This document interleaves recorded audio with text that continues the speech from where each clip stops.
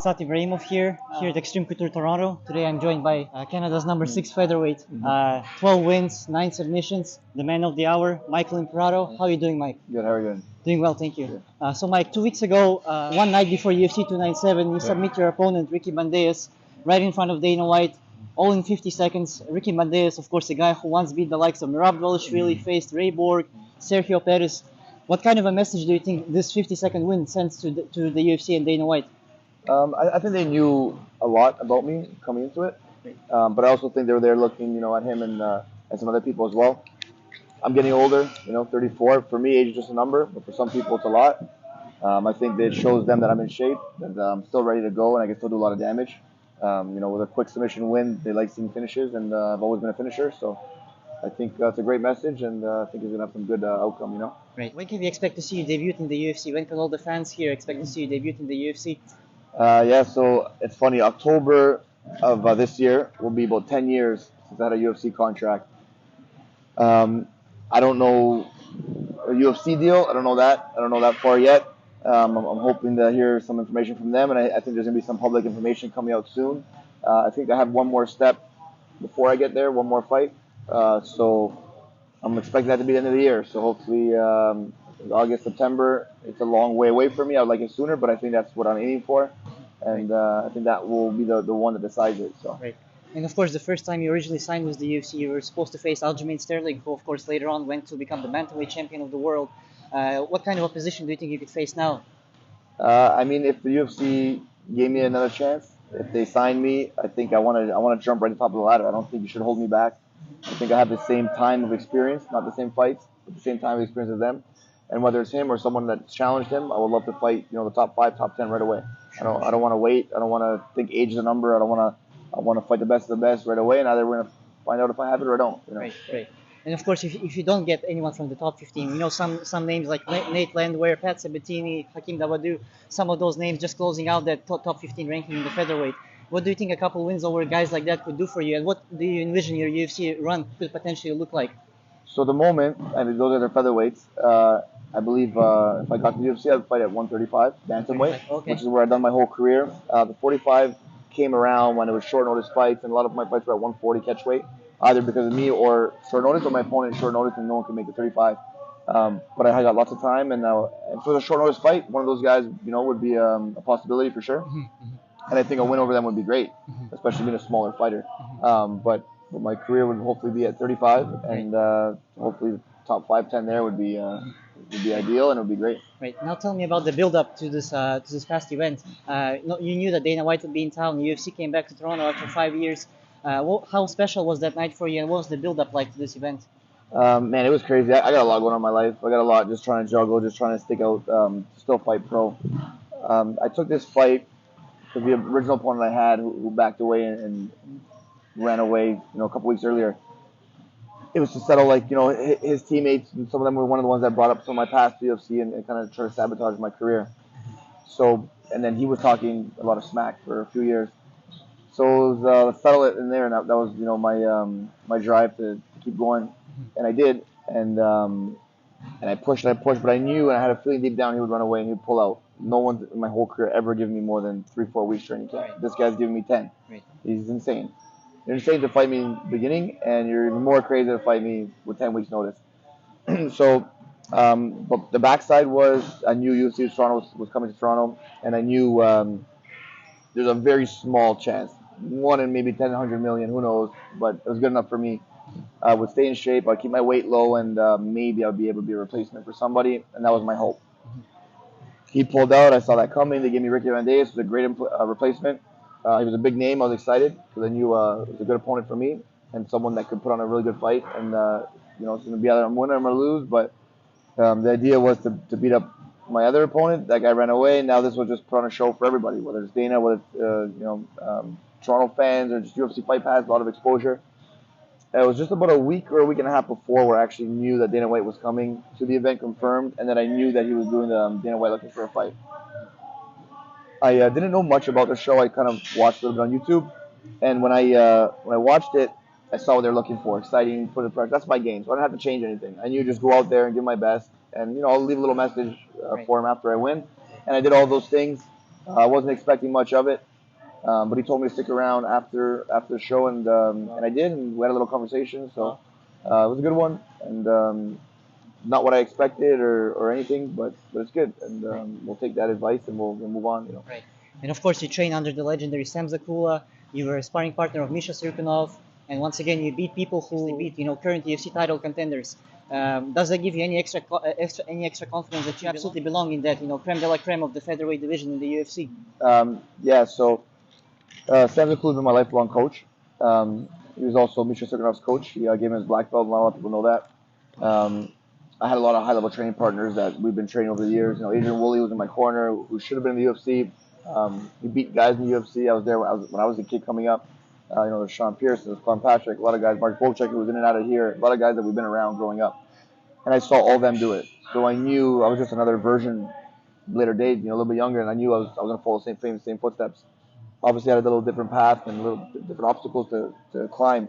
But that gave me a lot of time to just keep getting better. A lot of time to mature my game, mature myself, become more of a man, more muscle strength, a lot of things. So I always knew I should be there. I always knew I belonged there. And now I'm, just trying to get there because, I think now I have a little bit more hope than I did before. So a little bit more sight that the chances are a little bit greater than they were before. So now I know I should be there. I could be there. And when I get there, I'll definitely let everyone know that I definitely belong here for a long time. For sure. And I know I recently saw an interview with you where you mentioned that fighters, fighting fans here in Canada, they don't care about the local fighters unless you fight in the UFC. Why do you think that is, and why do you think the local Canadian MMA scene is so underdeveloped? Why do you think that these local fighters and promotions don't get all the coverage and credit that they deserve?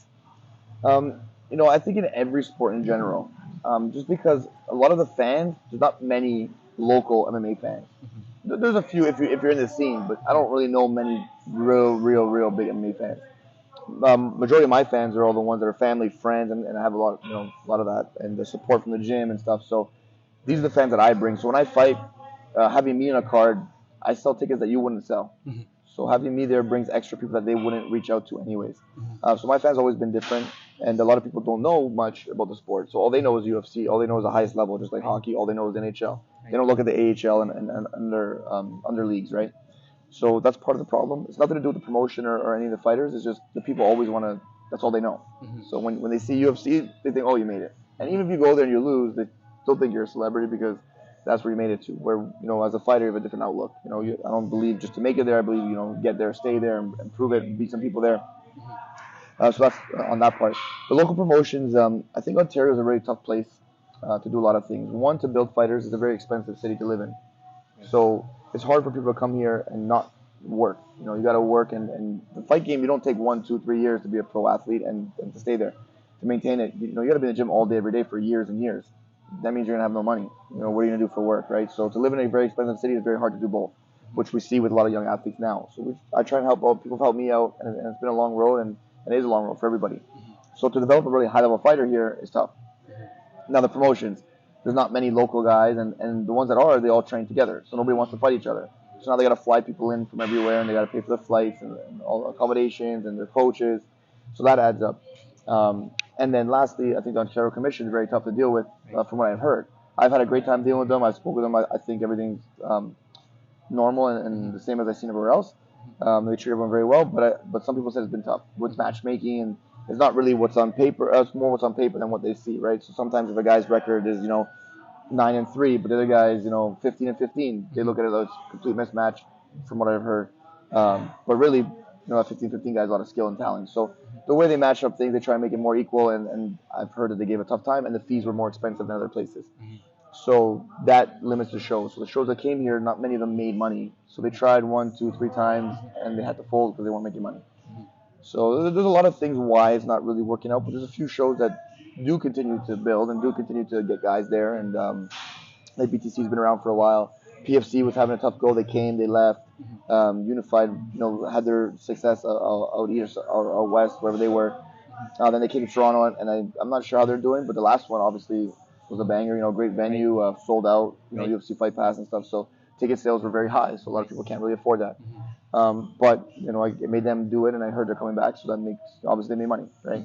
So it's very tough, and you need a really well established company or brand that knows how to build fighters and knows how to accommodate, and sponsorship comes to play too, right? So a lot of factors, but there's no real reason. People that are in it know more. Right. But from my outside perspective, that's what I see. Right, absolutely. And two last ones from me. Of course, you're a fighting veteran. You give back to the community. A couple days ago, I saw your session, MMA session. You give back to the youth. I mean, all of these guys look up to you. All of these guys, follow your footsteps. What do you think it would mean for the local community? What do you think it would mean for this gym, for Extreme Couture Toronto, and for everyone surrounding you, all your fans, and for the city, for you to make that UFC debut? Yeah, I mean, for me, the attention and all these videos, and now getting a lot more media. And at the time, about 10 years ago, I did as well. Or 9 years ago, when I had that UFC deal. I'm not sure where I fight or how I fight means to them. Just me being here every day, and a lot of people look up to me with already what I've accomplished. They know a lot more about me than other people. They see me as a person every day, and they see, people that don't know me judge me. People that know me, they have a completely different outlook, And then once people meet me, they're like, "Oh man, I heard so much." And so, I never judge a book by its cover from what you hear. You got to, meet someone, interact with them. But there's a lot of great students, a lot of great up and comers here. Great facility we got going, huge program. Myself and Sam Zakula doing MMA, and then we got the jiu-jitsu and some of the kids coming up and teens. But it's like a big family here, and there's a lot of support. What I do for them, I don't know so much. I don't know how, you'd have to ask them how they feel. Sure, sure. But I know on the flip side, what they do for me, they keep my fire alive. They keep me showing up every day. When I'm down and I'm out, I know the gym is go to the gym and train, and there's a lot of people that look up to me so me inspiring them, but they're also inspiring me to keep pushing and want to do well and get there to prove that the leader is jumping the deep end and showing the way, right? So they mean a lot more to me, I think, than I mean to them. But I think it's a two-way street for sure. Now, your guy, Bilal Sharifi, he's on the come up. 6 wins amateur, 2 wins professionally. What do you think the future holds for this guy, and do you think how far he can go? And also, what do you just think about the general future of Canadian MMA? What is the talent like here? Yeah, the talent here is kind of back and forth. You need real good camps. There's not many. Here we got a really good thing going. So, right now you ask me that question, it's whatever. You give another year or two, and everyone's gonna be talking about Suga Toronto. Me and Sam left for a little bit, and now we're back. I'm back under him. He's coaching me again. Where I had him step away for a bit. A lot of good things coming out of here. A lot of big things coming. So another year or two, that question's gonna be different. That answer's gonna be different. Bilal Sharifi, Bilal Nasari, different name on Instagram. Right. But yeah, Bilal Nasari is what his name there, and he's fighting at 145. He's very dangerous. He's very good. He's a young guy. He came from a different culture, a different country, adapting to the city and the culture here. So that's a little bit of a speed bump for him, and he's dealing with life. But he's young. He's learning. He has a lot of time. He's 2-0. He's fighting again next weekend. Right. So he's going to be 3-0 this year. You can see him 5-6-0 for sure. Wow. I don't want to rush his career. I want to give him some time to still develop other things, learn the weight cut, get that down, and the mental toughness. But he's very good. He's going to be very good, and I don't know what year span, but you give him 2 to 5 years, and he'll be real high level in the UFC, guaranteed. Right. All right, Mike. My last question is, of course, both of your divisions in the UFC, bantamweight and featherweight, are both to soon be on the line. Of course, Alexander Volkanovski faces off with Ilya Topuria. Next, we got Chito Vera versus Suga Sean O'Malley. Who do you envision becoming the champion in both of these divisions? Will we hear a new, or will we hear in still? I don't watch much of anybody, to be honest. Okay. Especially at 45.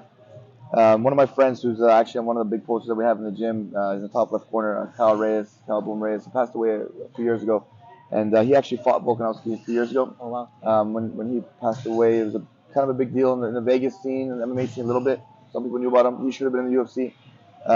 Volkanovski put out a tweet saying, it was an honor to share the ring with you. So just knowing that, he's a solid dude. I hope the best for him. He's talented. He's been showcasing his skills. 45, he's dangerous. I'm sure it's a dangerous fight. But I'm going to envision him winning just for that reason. At 35, I can care less about any of them. Okay. When I get there, That's when you make it. they're all on my list. Right. And I can fight Chito Vera tonight. Right. I can fight O'Malley tonight, no Right. problem. Right. So whoever wins, I don't care. Hopefully I get there soon enough, and whoever has it, keep it, and I'll see you soon. And what's your final message to all the Michael Imperato fans watching you and supporting you around the world? Yeah, to everybody, it's always been thank you so much for your support. I mean, good or bad. Any publicity is better than no publicity. but all the fans that support me, that keep encouraging me, and that I know I can get my message out to, and never quit. It keeps me driving, keeps me digging, and however I can give back, or however I can be there for any of them, I would be for sure. Just a message away, right? So I really appreciate the support, and the ongoing support is unbelievable. So All right, guys, he's the pro. I am not the schmo. Extreme Couture Toronto, we're out.